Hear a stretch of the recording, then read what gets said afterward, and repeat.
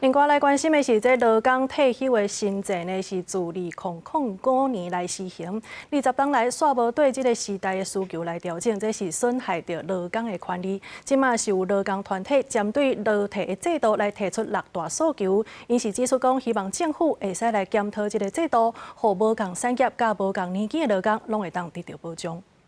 保障。 退休保障6大缺口，制度改革，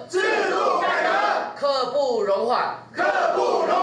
劳工团体提出6大诉求，因指出，劳工退休新制自2005年施行，但是这几年来物价指数就压关27%，制度煞无对咧调整。其中劳退制度规定头家上少爱拨6%的工资来做劳工的退休金，但是经过20年拢无调整，希望未来会使调整到至少15%。 基本工资都还有基本生活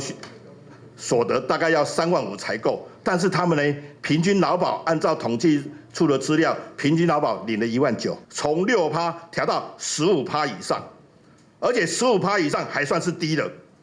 一定要调到跟旧制差不多。 另外，劳工团体嘛指出，因呼吁政府爱保障各种收入的劳工，针对收入较低的劳工，嘛应该有上低退休金的保障。现在其实已经有超过半数的退休劳工每个月是领不到2万块的，这个情况其实会让大家这退休劳工很难维持他现在的生活的。那尤其是在这个秦岭的这一部分的劳工里面，